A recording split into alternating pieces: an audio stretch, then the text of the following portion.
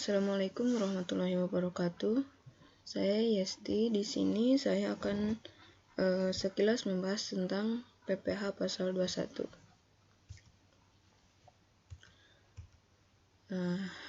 PPh pasal 21 berdasarkan Peraturan Direktur Jenderal Pajak Nomor PR/32/PJ/2015 adalah pajak atas penghasilan berupa gaji, upah, honorarium, tunjangan, dan pembayaran lain dengan nama dan dalam bentuk apapun, sehubungan dengan pekerjaan atau jabatan, jasa, dan kegiatan yang dilakukan oleh orang pribadi subjek pajak dalam negeri. Nah, dasar hukum perhitungan dan pemotongan PPh ini merujuk pada yang pertama, Undang-Undang Nomor 36 Tahun 2008 tentang Pajak Penghasilan. Yang kedua, Peraturan Direktur Jenderal Pajak Nomor PER/16/PJ/2016. Yang ketiga, Peraturan Menteri Keuangan Nomor 101/010/2016 dan 102/PMK.010/2016. Nah, yang terakhir, peraturan atau undang-undang lainnya yang memuat tentang pajak penghasilan.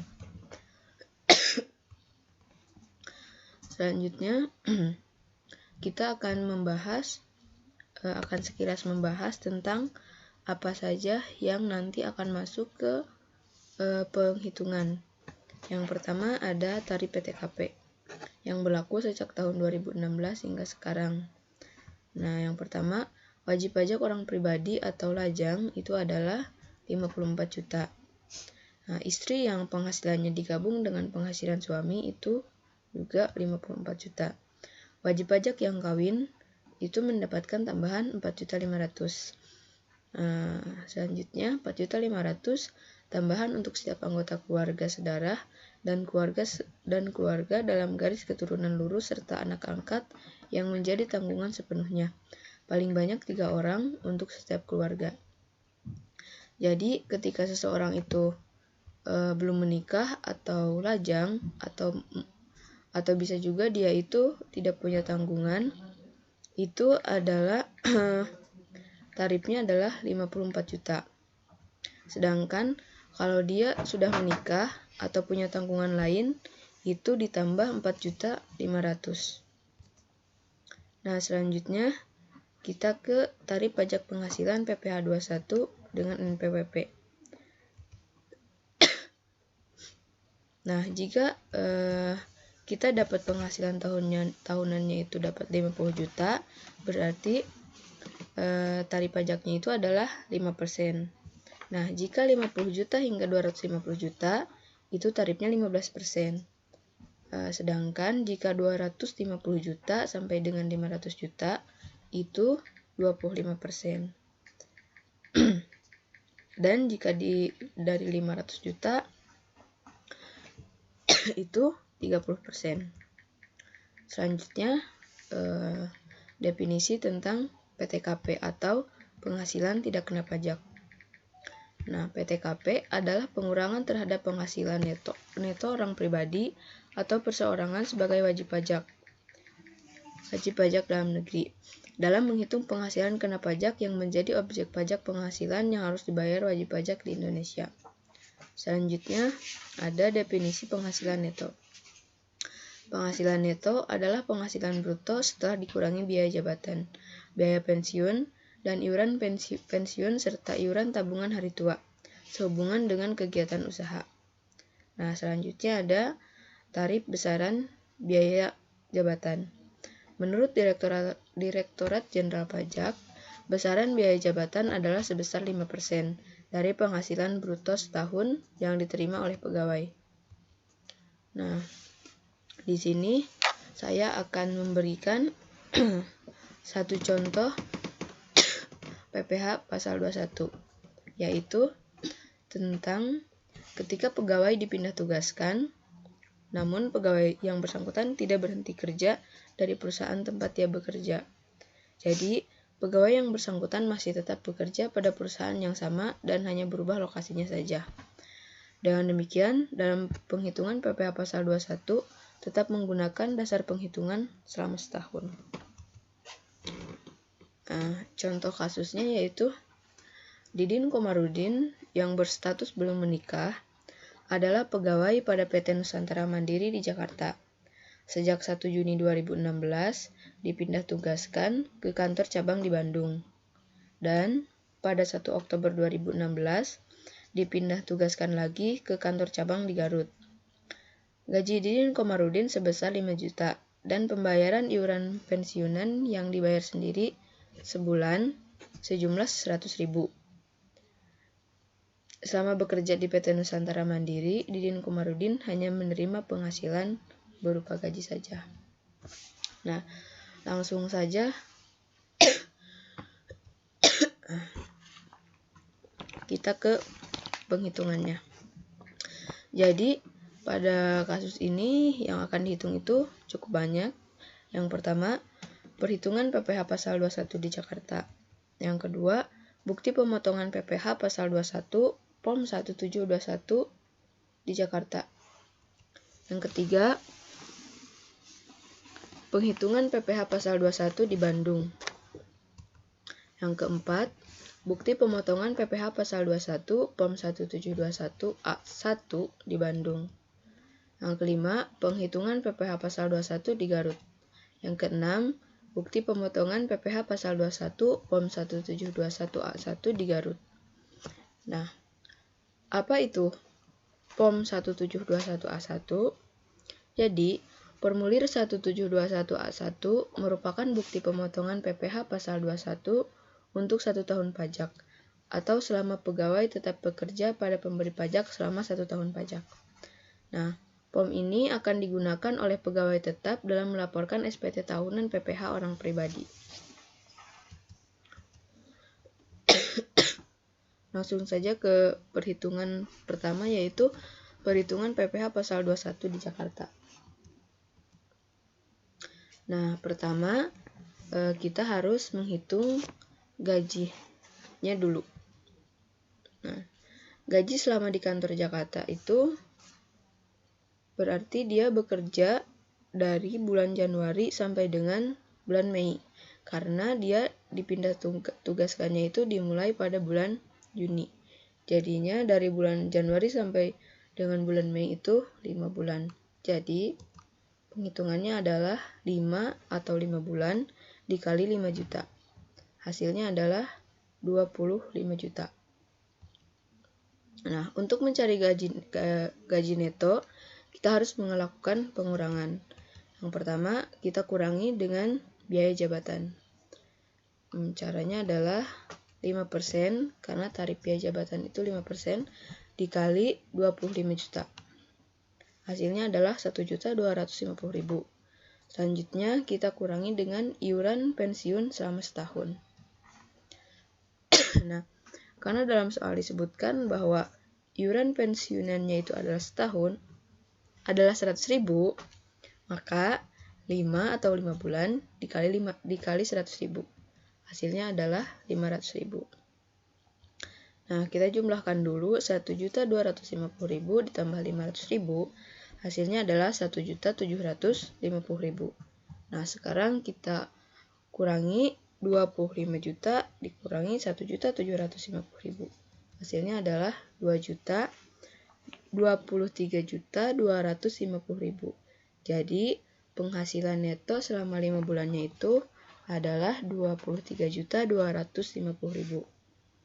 Selanjutnya, karena ini penghitungannya disetahunkan, jadi kita harus mencari penghasilan neto selama setahun.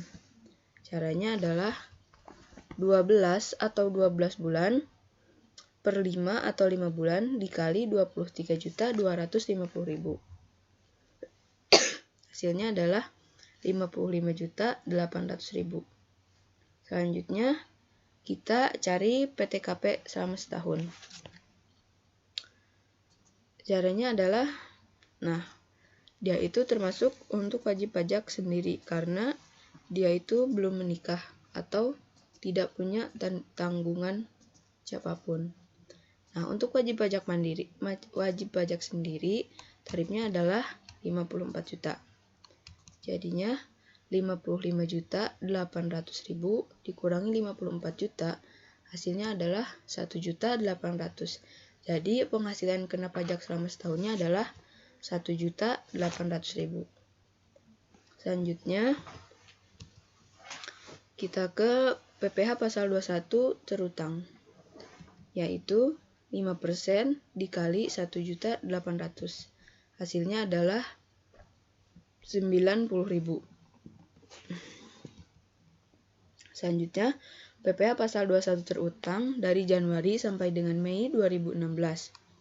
Itu 5 atau 5 bulan per 12 atau setahun dikali 90.000. Hasilnya adalah 37.500. Selanjutnya, PPh pasal 21 yang sudah dipotong masa Januari sampai dengan Mei 2016, yaitu 5 atau 5 bulan dikali 7.500. Hasilnya adalah 37.500. 7.500 adalah hasil dari 37.500 dibagi 5. Jadi, PPh pasal 21 yang telah dipotong pada bulan Januari sampai dengan Mei untuk setiap bulannya adalah 7.500.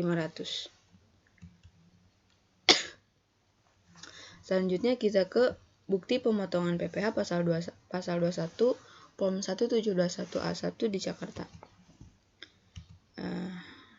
Caranya hampir sama dengan yang pertama, yaitu kita menghitung gaji selama di kantor Jakarta, yaitu 5 atau 5 bulan dikali 5 juta.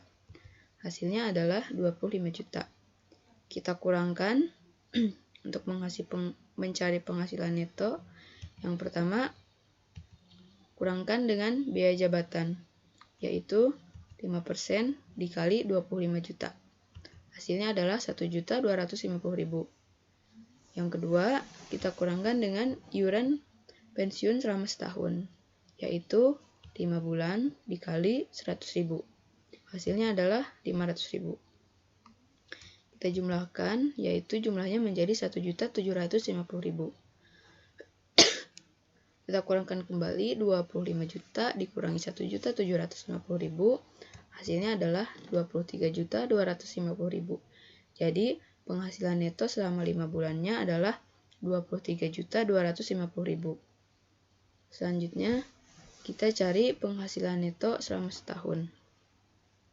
Caranya adalah 12 atau 12 bulan per 5 dikali 23.250.000. Hasilnya adalah 55.800.000. Selanjutnya kita hitung PTKP-nya.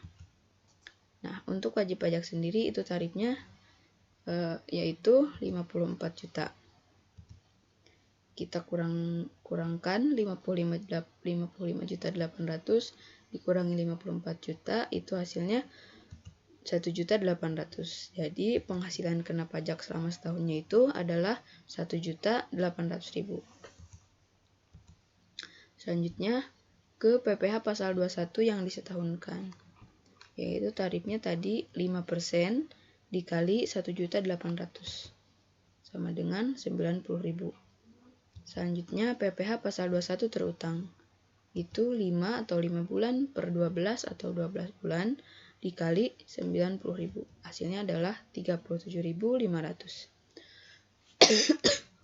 Selanjutnya, PPh pasal 21 yang sudah dipotong dan dilunasi dari bulan Januari sampai dengan bulan Mei 2016, yaitu 5 atau 5 bulan dikali 7.500. Nah, jadi PPh pasal 21 kurang lebih dipotongnya itu adalah tidak ada. Nah, selanjutnya kita ke perhitungan PPh pasal 21 di kantor cabang Bandung.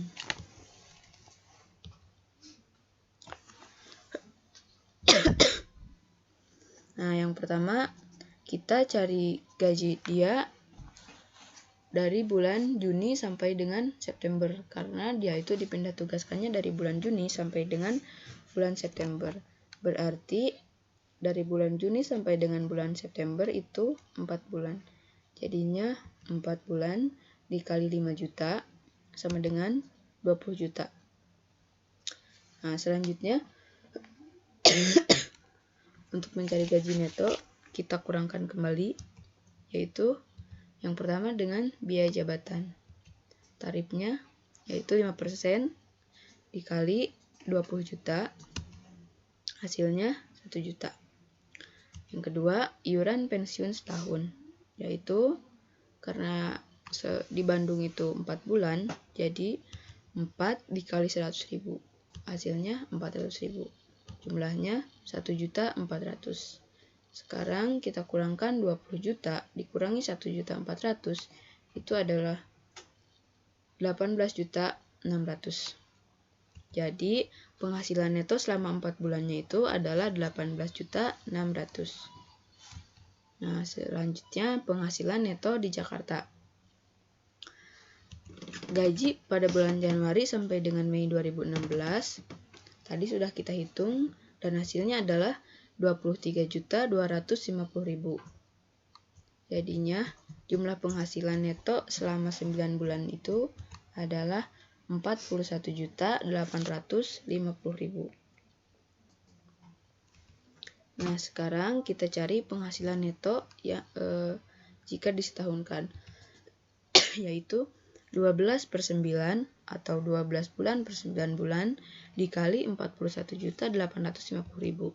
Hasilnya adalah 55.800.000. Nah, selanjutnya kita cari PTKP setahun. Untuk wajib pajak sendiri, yaitu tarifnya tadi 54 juta.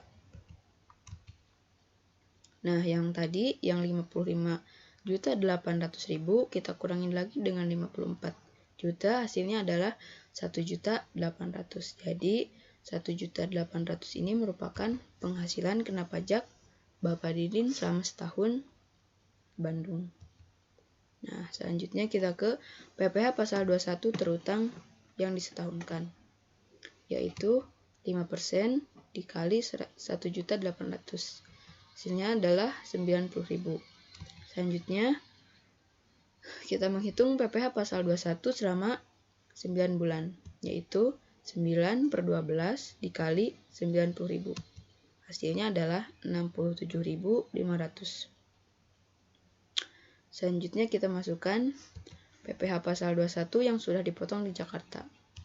Itu tadi 37.500. Selanjutnya PPh pasal 21 terutang di Bandung, itu berarti 30.000. Nah, PPh pasal 21 yang dipotong di Bandung yaitu 4 dikali 7.500 adalah 30.000. Jadi PPh pasal 21 kurang lebih dipotong itu tidak ada. PPh pasal 21 yang telah dipotong pada bulan Juni sampai dengan September untuk setiap bulannya adalah 7.500. Selanjutnya, kita ke bukti pemotongan PPh pasal 21 POM 1721A1 di Bandung.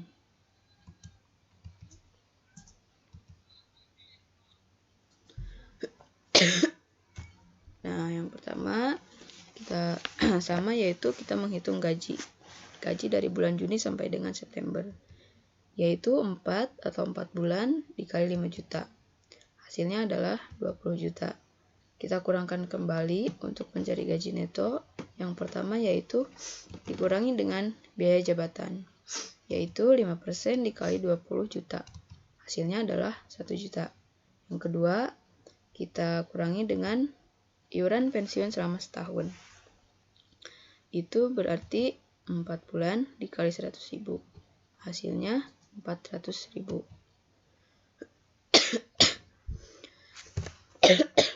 Jadi penghasilan neto selama 4 bulannya itu adalah 18.600.000.